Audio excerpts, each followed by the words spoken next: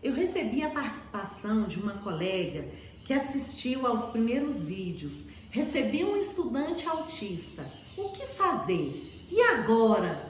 Só que ela não sabe se o estudante dela é autista. Ela me enviou algumas características para eu dizer se é ou se não é. Então, a primeira coisa que eu quero dizer é que eu sou professora como vocês e não tenho como dizer se ele é ou não é, sem conhecer o estudante, e quem dá o diagnóstico é uma equipe multiprofissional. Mas o nosso caso aqui não é diagnóstico, é a gente conversar sobre as questões pedagógicas para poder ajudar a colega.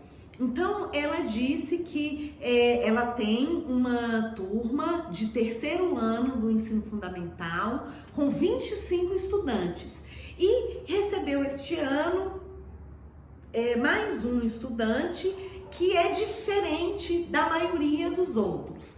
É um estudante que corre em círculos, balança os braços, fica repetindo determinados sons. Aí ela pergunta: Mara, esse estudante é autista? Eu não sei, porque eu não vi o estudante, mas ele tem muitas características de uma pessoa com TEA. E ela tá assustada e, ao mesmo tempo, assim, sem saber o que fazer. A primeira coisa que eu posso dizer é: se acalme.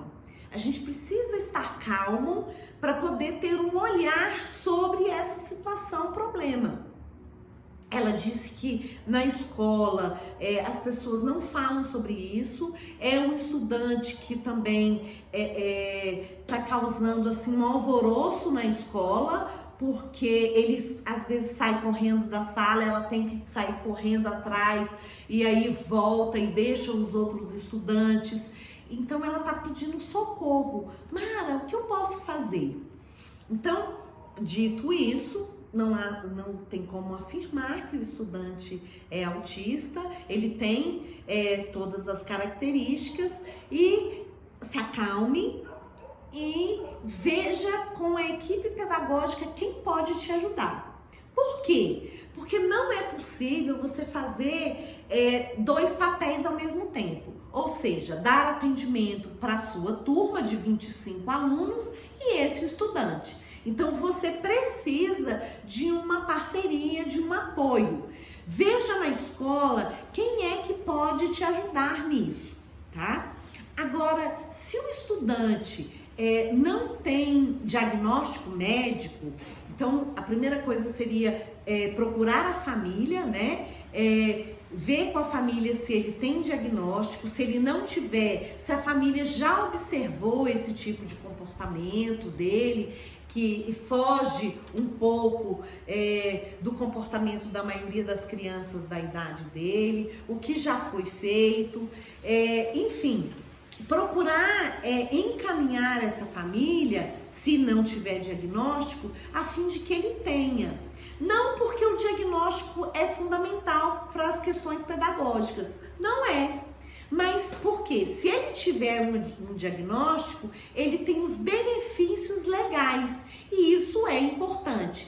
Em termos pedagógicos, quais seriam esses benefícios? Ele teria direito a um acompanhante especializado, que é justamente esse profissional que vai dar o apoio tanto para o estudante quanto para você, né? Como professora regente.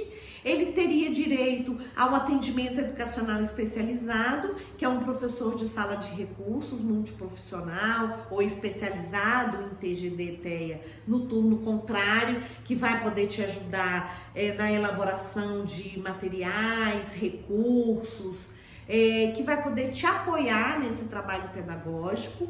Ele tem direito também a uma adequação curricular, a um planejamento educacional individualizado de acordo com as necessidades dele. Então, nesse sentido, é importante que realmente você verifique se ele está dentro do espectro. Mas independente disso, porque isso é um segundo momento, você está querendo minha resposta agora, o que eu faço amanhã na minha sala de aula? E é isso, veja com um outro colega, um outro profissional que possa te ajudar.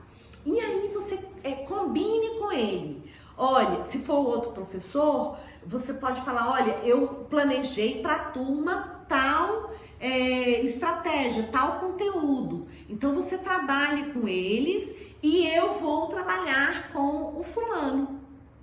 E aí, como é que você vai trabalhar? Você vai começar a observá-lo. Você me descreveu algumas características. Olha, ele se balança, ele gira em círculo, ele fica repetindo várias palavras.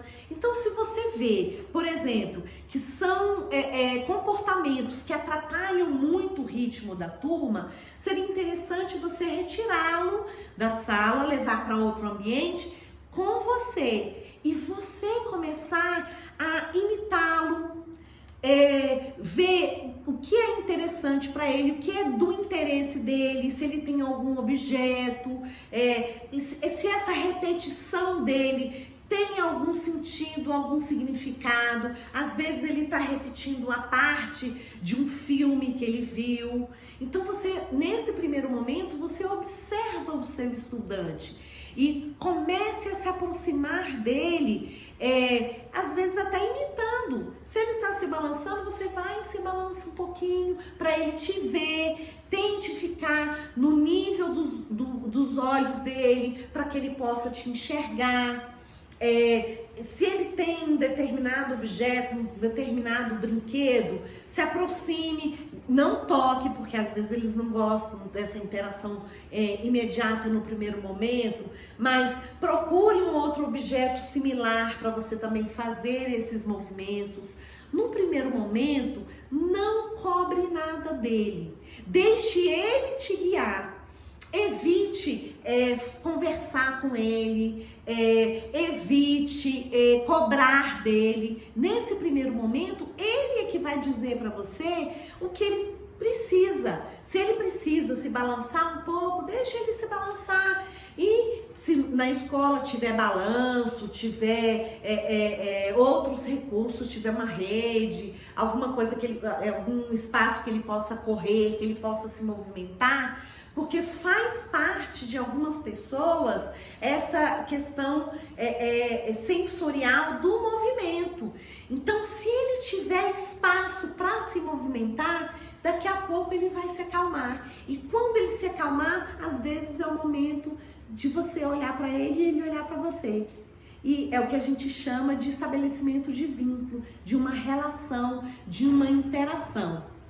E, ao mesmo tempo, você vai fazendo esse trabalho com a família, né? Vai convidando a família para conversar, para ver se a família tem dicas para te dar em casa, como eles agem com ele quando ele tem esse tipo de comportamento, se eles têm algum outro objeto, alguma outra estratégia que eles utilizam que resolve, que faz com que ele se acalme, pelo menos motoramente, fisicamente, para que ele possa ouvir. Ela disse que ele tem dificuldade de olhar nos olhos. Então, olhar nos olhos é muito difícil para algumas pessoas. E a gente não deve cobrar isso no primeiro momento.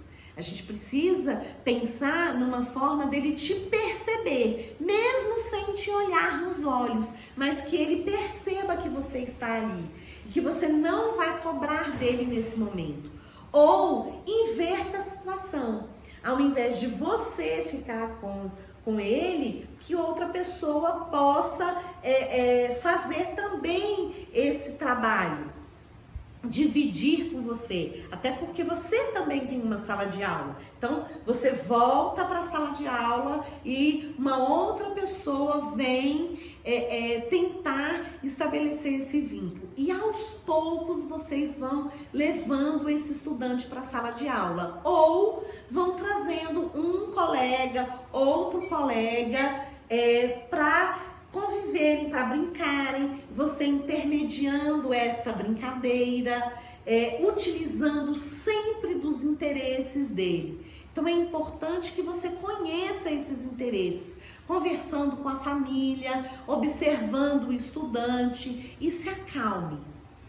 Você precisa ter essa tranquilidade para você poder olhar para esse estudante no sentido dele te dar as dicas. Converse com a equipe pedagógica, com o coordenador, até com a equipe gestora, com o professor da sala de recursos, orientador educacional, psicólogos, outros professores, outros colegas. Muitas vezes os colegas já passaram por essa situação e eles vão poder te dar dicas, vão poder te orientar. Pode ser que o professor do ano passado desse estudante esteja na escola, você vai poder pegar umas dicas com ele. Tente formar uma rede de apoio para que você não se sinta tão sozinha neste caminho, porque não é fácil realmente.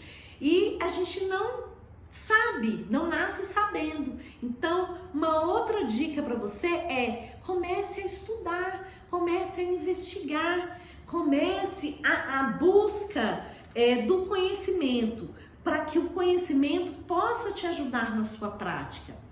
Veja com a equipe pedagógica da escola em que eles podem te ajudar, em que momentos eles podem estar presentes na sua sala de aula, no seu ambiente, para que eles possam acompanhar esse estudante até que você se sinta mais segura, ou de repente ele também precise de uma outra pessoa para ser esse profissional de apoio que dê esse suporte para ele, porque muitas vezes ele não está entendendo este ambiente, ele precisa de uma organização do ambiente.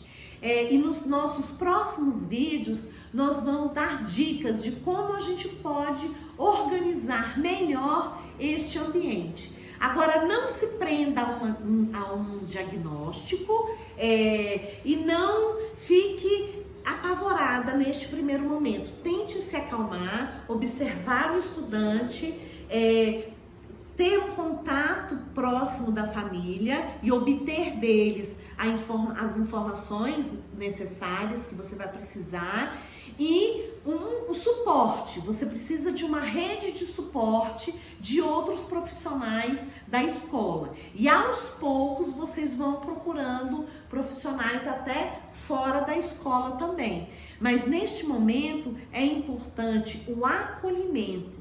E para você acolher, você precisa se tranquilizar. Porque se você ficar muito nervosa, você não vai conseguir enxergar as necessidades do seu estudante nesse momento. Eu desejo tudo de bom. Continue participando, enviando o seu e-mail com suas dúvidas. Nós temos o maior prazer em responder. E se ainda ficou mais alguma dúvida, pode perguntar.